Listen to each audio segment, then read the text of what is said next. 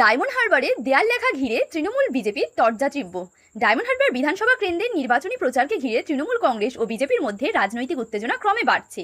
BJP প্রার্থী দীপক কুমার হালদার অভিযোগ করেন, তৃণমূলের কর্মী সমর্থকেরা তাদের ব্যানার ছিঁড়ে দিচ্ছে এবং পোস্টার লাগাতে বাধা দিচ্ছে। তবে তিনি দাবি করেন, এইসব বাধার সত্ত্বেও মানুষের মনে বিজেপির জায়গা তৈরি হয়েছে এবং জয় নিশ্চিত।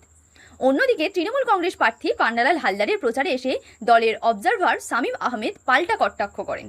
তিনি বলেন, বিজেপির দেয়াল লেখা বা ব্যানার তৈরির সামর্থ্য না থাকলে তৃণমূল সাহায্য করতেও প্রস্তুত। পাশাপাশি দাবি করেন, সাধারণ মানুষই বিজেপিকে তাদের দেয়াল ব্যবহার করতে দিচ্ছে না, কারণ বর্তমান পরিস্থিতিতে মানুষের মধ্যে অসন্তোষ তৈরি হয়েছে। পান্নালাল হালদার আরও বলেন, বিজেপির বর্তমানে ভরাডুবির চলছে এবং রাজনৈতিক অবস্থান পূর্বের অবস্থা থেকে বর্তমানে দুর্বল, হিংসার রাজনীতি ডায়মন্ড হারবারের মানুষ মেনে নেবে না। তাহলে ওরা একটা ওদের দেওয়াল লিখছে, তোমরা সেখানে গিয়ে বাধা দিচ্ছ কেন? কেন মারধর করছো?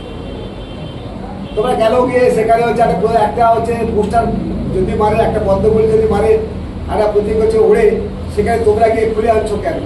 কেন তোমরা তাদের হচ্ছে ডানা ফেস্টুন ছেড়ে দেওয়ার চেষ্টা করছো কেন?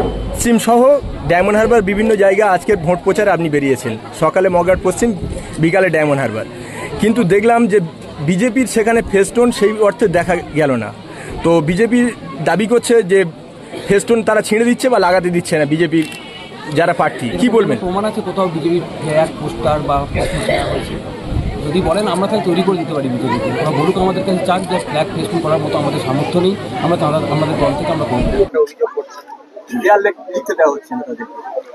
দেয়াল পেলে তো মানুষ যদি তাদের দেয়াল দেয়, আপনারা তো জানেন যে কোনো দেয়াল লেখার ক্ষেত্রে আর কি কেউ যদি তার দেওয়াল আর কি এনওসি দেয় যে আমার দেওয়ালে আমি ওই দলটাকে আমি প্রচারের পারমিশন দিলাম, তাহলে তো দেয়াল লিখতে পারে। কেউ যদি না দেয় কিভাবে পাবে? মানুষ বিজেপি বিমুখ। আপনারা জানেন এসআইআর ফলে এখানে আমাদের সাধারণ মানুষের নাম ডিলিট হয়ে যাচ্ছে। আমাদের ডায়মন্ড হারবার বিধানসভা বা মগরাট পশ্চিম বিধানসভার উপরে প্রায় 50%-এর উপরে, যা অ্যাডজুডিকেশন ছিল তার 50%-এর উপরে নাম ডিলিট হয়ে গিয়েছে। তো সাধারণ মানুষ স্বাভাবিকভাবে বিজেপির বিরুদ্ধেই কথা বলছে, রাস্তায় নামছে, মানুষকে বলছে আরো যাদের নাম ডিলিট হয়ে গিয়েছে তারা তো আর বিজেপির হয়ে বলবে না, তারা বিজেপির এগেনস্টেই বলছে। Thank you. সেইখানে তাদের এই অবস্থা হয়েছিল, তখন ছিল বিজেপির একটা দুর্দান্ত সময়।